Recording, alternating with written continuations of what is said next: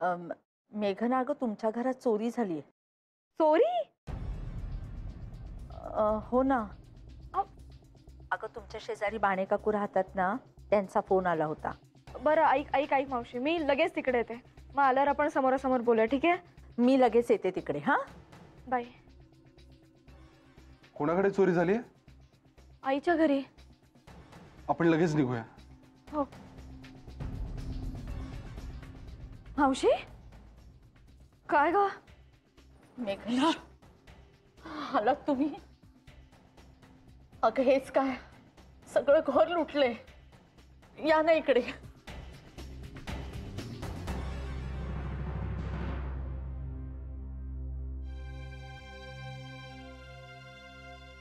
ही बघ, ही अशी परिस्थिती आहे सगळी. गॉड. मावशी, अगं सगळं घर धुवून नेलंय ग. मेघना, हे सगळं हॉरिबल आहे रे आदित्य. हो ना. मावशी, तुम्ही कोणाकोणाला कळवलंय? नाही, मी कुणालाच फोन केलेला नाही. मी तुमचीच वाट पाहत बसले होते रे. आईला केला होतास का फोन? नाही ग, तिला फोन करायचा मला धीरच होत नाहीये. पण त्यांना फोन तर करायला हवा ना रे. आणि हो, पोलिसांनी कळवायला आपण फार उशीर करता कामा नये. हो. मेघना, हा, तू जरा बाबांशी बोल ना एकदा. कर फोन.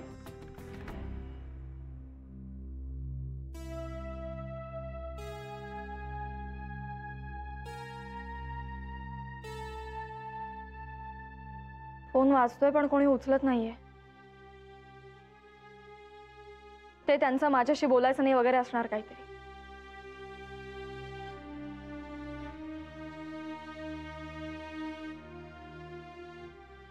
मावशी, तू एक काम कर ना, तुझ्या मोबाईलवरून फोन लाव आणि मला दे. चालेल, ठीक आहे. आदित्य, हे सगळं मेघना, डोंट वरी, करू आपण काहीतरी.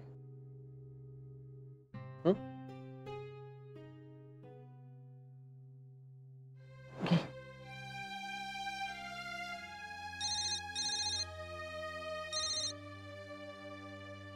हाँ बोल मीनाताई. आई, मी बोलतीये. मेघना, आई, हे बघ, प्लीज फोन कट करू नकोस. आणि बाबांचं पुरे झालं ते सगळं.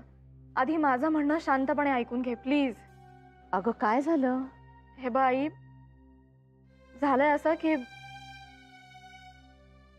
आपल्या घरात चोरी झाली आहे. काय? अगं काय सांगतेस? हो ऐक आई, प्लीज, तू प्लीज स्वतःला सांभाळ. अगं पण अगं म्हणजे दुपारी झाली असावी बहुतेक. ते संध्याकाळी बाणे काकू आल्या तेव्हा त्यांच्या लक्षात आलं आणि मग त्यांनीच मावशीला कळवलं फोन करून. अरे देवा. अगं म्हणजे काय काय गेलं ग? आणि जवळपास सगळंच धुवून नेलंय ग. अरे देवा, आधीच सगळं. आई, तुझ्या आजूबाजूला बाबा आहेत का? अगं नाही, ते साधनेला बसलेत. हे बाई, तुम्ही लवकरात लवकर निघा इकडे यायला. हां, मी आणि आदित्य चाललोय पोलीस स्टेशनमध्ये कंप्लेंट करायला. अगं नाही नाही, हे बघा, तुम्ही पोलिसात जाऊ नका. अगं आई, असं काय करते? पोलिसांना कळवायलाच हवं ना. अगं नको नको, ह्यांना विचारल्याशिवाय काहीही करू नकोस. हं, तर ह्यांना सांगायचं म्हणजे रिस्कच आहे ग. परत ह्यांचं बीपी शूटआउट झालं तर? अगं पण आई, नुसतं गप्प बसून राहायचं का? अगं तसं नाही ग, पण म्हणजे ना, हे बघ, तू थांब जरा, मी थोडा वेळ विचार करते आणि मग तुला फोन करते. पण हे बघ, तोपर्यंत तू पोलिसात वगैरे जाऊ नकोस, समजलं ना? बरं.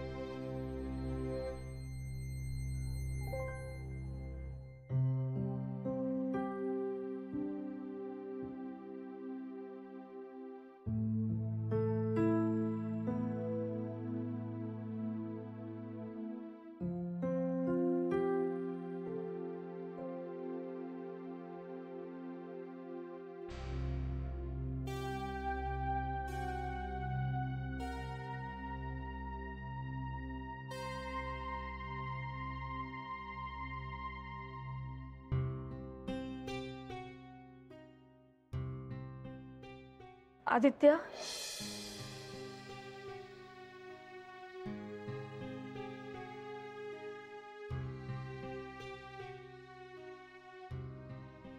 सॉरी, मी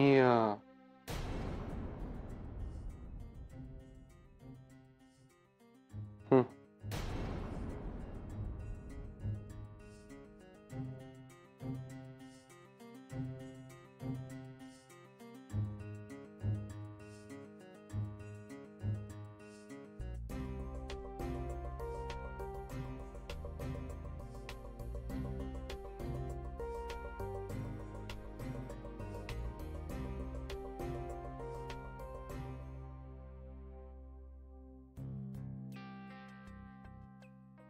मावशी मावशी हो, आवरू नका आणि पोलीस येईपर्यंत कशालाही हात लावू नका.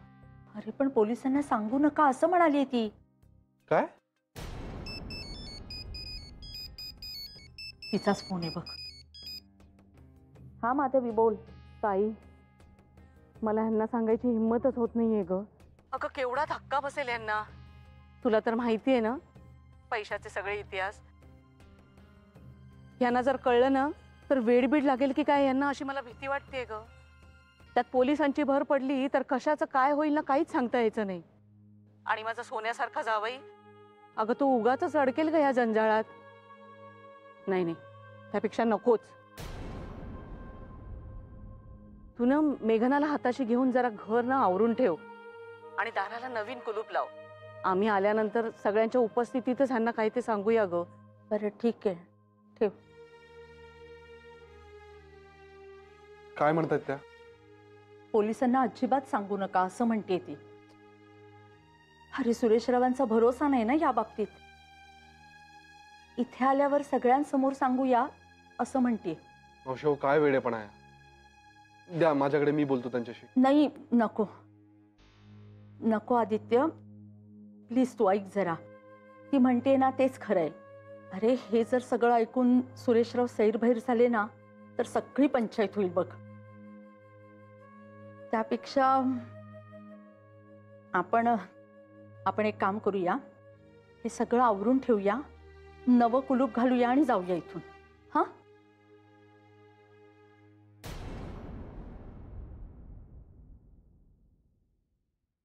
नाही ग, पाळत ठेवून असतात हे लोक. 2-4 दिवसापेक्षा जास्त दिवस एखादं घर बंद दिसलं ना की झालं, लुटलंच म्हणून समजा. त्या त्यांचे शेजारी पाजारी काही संबंध नाहीत, कोण लक्ष ठेवणार?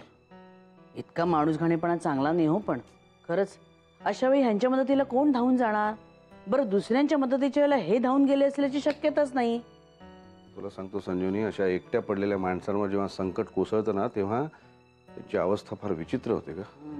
ते असे भिरभिरत बघत बसतात मग इकडे तिकडे, किंवा मग कोसळून तरी पडतात. या लोकांनी त्यांना कळवलं की नाही कोण जाणे. तुम्ही आदित्यला फोन करून विचारा बघू. नाही ते बाबाजी कुठल्या तरी अनोळख्या ठिकाणी जाऊन बसलेत आणि ही बातमी ऐकून त्यांना काही झालं तर माधवी ते काय करतील एकट्या. आधीच त्या माधवीतांच्या चेहऱ्यावर त्या बाबाजींमुळे एकाच वेळी प्रश्नचिन्ह आणि उद्गार चिन्ह एकत्रच कोरलेलं असतं. त्यात हे आता वर्णन करत बसू नका, फोन लावा. हो हो हो, लावतोय. मग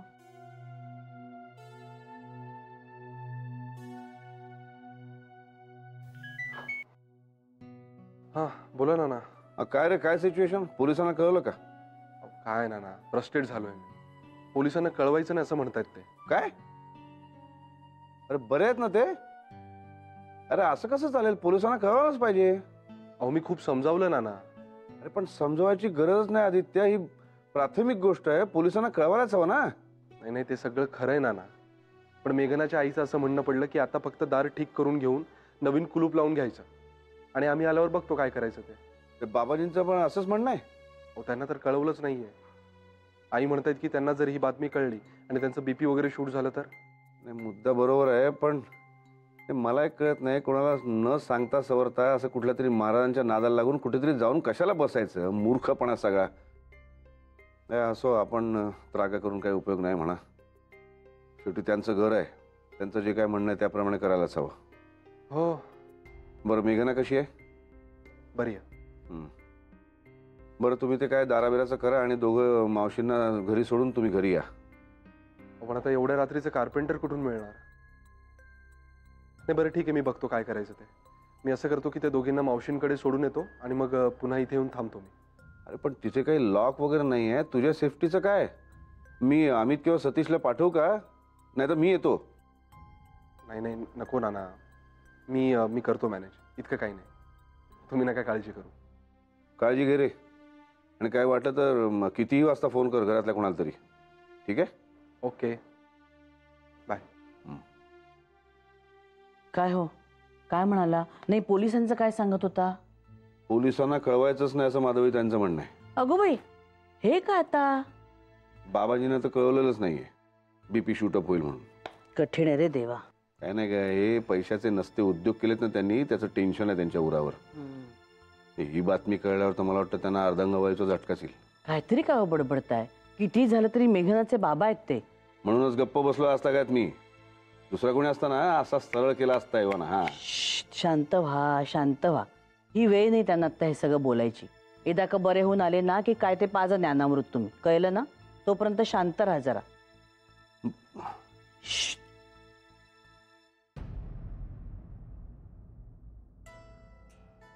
आज इथे कोणाला तरी थांबावं लागेल. काय लॉक नसल्यामुळे आपल्याला घर असंच टाकून नाही जाता येणार. सो तुम्ही दोघी घरी जा, मी रात्री इथेच थांबतो. नाही नाही नाही, तू इथे एकट्याने नाही थांबायचंस, मी पण थांबते तुझ्या बरोबर. अगं पण अरे आदित्य, तिचं बरोबर आहे.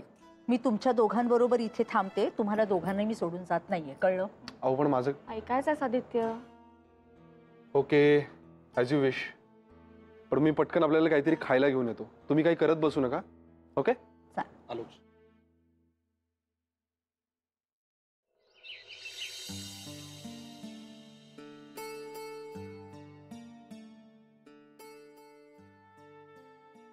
मावशी, अगं तू दूध घेऊन आलीस? अगं हो, डेअरी इथेच तर आहे बाजूला, आणि मला सकाळी ना ताज्या दुधातला चहा लागतो बाई. बरं केलं. पण मावशी, आपण पोलिसांना कळवलं नाही हे काही मला अजूनही पटलेलं नाही. नको आदित्य, सुरेशराव कसे आहेत माहिती आहे ना तुला? अहो पण कधी ना कधी त्यांना समजवावं लागणारच आहे ना. हो, पण आदित्य, काही दिवसांपूर्वी तू जे मला सांगत होतास तेच मी तुला सांगते. हे बघ, बाबांच्या तब्येतीचा काहीच भरवसा नाही. उगाच अनोळख्या ठिकाणी त्यांना काही व्हायला नको रे. त्यामुळे सध्या वेळ निभावून येण्याखेरीज आपल्याकडे काहीच पर्याय नाहीये.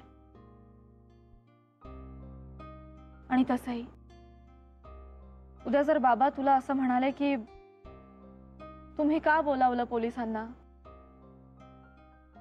तर ते नाही आवडणार मला. त्यामुळे प्लीज शांत हो, प्लीज. मला वाटतं आपण नवीन लॅचेस बसवून टाकूया. हा, गुड आयडिया. चहा संपू आणि लगेच निघूया. कमालच झाली नाही का ग चोरी म्हणजे? माझा तर ना अजून विश्वासच बसत नाहीये. हो ग, खरंय. आपण ना वाडीत राहतो ना, म्हणून निदान जाग तरी आहे.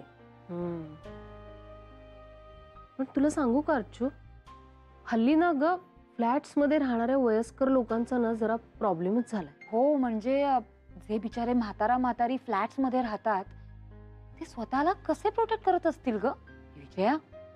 खरं सांगू म्हणजे ना, या बाबाजींकडे जेव्हा चोरी झाली तेव्हा हे बाबाजी आणि मेघनाची आई घरी नव्हते. हे फार उत्तम झालं नाही का?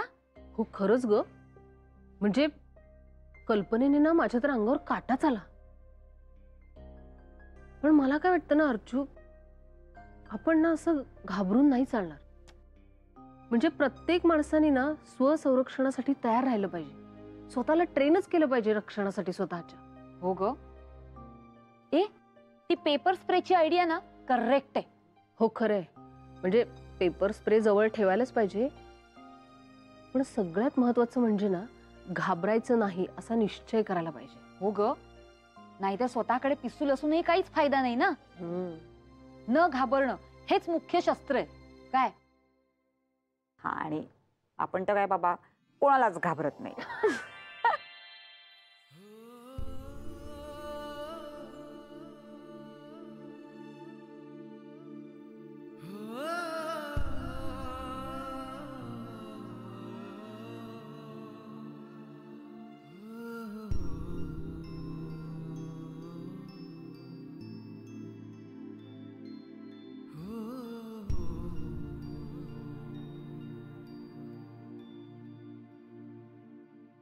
मला हे सत्य मान्यच करायला हवं की मेघना त्याच्याबरोबर मनापासून हॅप्पी होती. त्या फोटोत ती ज्या आनंदाने हसते, तो आनंद आणि हसणं इथे मी कधीच पाहिलं नाहीये तिच्या चेहऱ्यावर.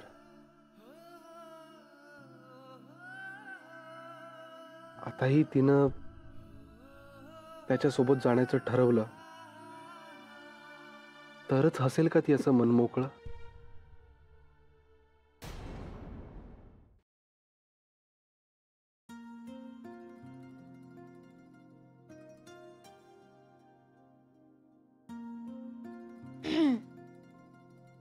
आज खूप शांतता आहे ना घरात. काय चाललंय? दिसत नाही का आम्ही चित्र काढतोय ते? साक्षी, नीट बोलायचं मोठ्या माणसांची. Sorry sorry. बरं, तुम्हाला खरंच चित्र काढायचं आहे का? तेच तर करतोय ना आम्ही. नाही. हो, म्हणजे एखादं चित्र पाहून ते तसंच्या तसं कॉपी करणं हा सुद्धा ड्रॉइंगचा एक प्रकार आहेच. त्याने तुमची प्रॅक्टिस होते किंवा नजर तयार व्हायला मदत होते, तुम्हाला उपयुक्तच आहे ते. पण तुम्हाला जर खरं चित्र काढायचं असेल तर आणखी एक पद्धत सांगते. सांगू? हे सांग ना काकू. हो सांग ना, नक्कीच काहीतरी वेगळं असणार. सांग ना प्लीज प्लीज. हो सांग ना सांग. पण त्यासाठी पुस्तकं बंद करायची. बंद करा बघू. आणि तोंडाला झिप लावून तोंड बंद करायचं. झिप असं. आणि डोळे मिटून तंद्री लावायची. तंद्री लावायची? हे मस्त आहे. हो पण तंद्रीच लावायची, झोपायचं नाही काही. पण तंद्री लावायची म्हणजे नक्की काय करायचं? हो हो काय करायचं? सांगते सांगते. तंद्री लावायची म्हणजे मनाला ओढू द्यायचं. हवेवर मस्त तरंगू द्यायचं. काही बंधनं नाहीत. म्हणजे चित्र डिक्टोच हवं, असंच हवं, तसंच हवं असलं काही नाही. हलकेच डोळे मिटून शाळा पुस्तकांच्या रुटीन मध्ये अडकलेलं मन उडू द्यायचं आकाशात भुरकन. तरंगू द्यायचं त्याला रंगांच्या समुद्रात. मग त्या रंगांच्या समुद्रातल्या काही रंगांचे कॉम्बिनेशन्स तुमच्या मनाला ओढ लावतील. काही आकृत्या दिसायला लागतील. नाव नसलेले आकार दिसायला लागतील. मग त्या आकृत्या हळूच डोळे उघडून आपल्या ड्रॉइंग पेपरवर उतरवायच्या. मग ते असेल तुमचं प्रत्येकाचं खरं खुरं ड्रॉइंग.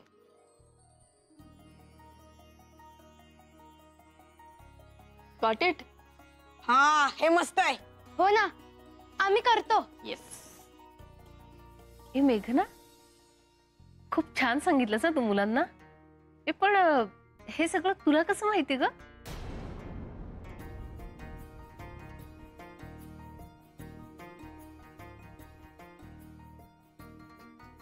ऍक्च्युली ताई, माझा एक मित्र होता. खूप सुंदर पेंटिंग्स करायचा तो.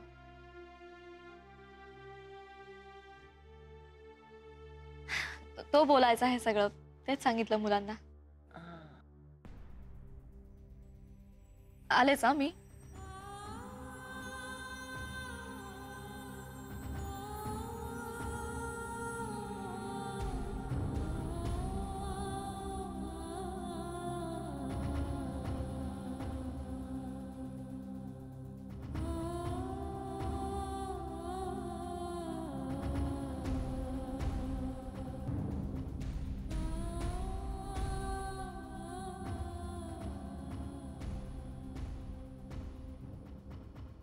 तिच्या मनावर त्या आदित्यने जे चित्र काढलंय ते नाही पुसलं जाणार.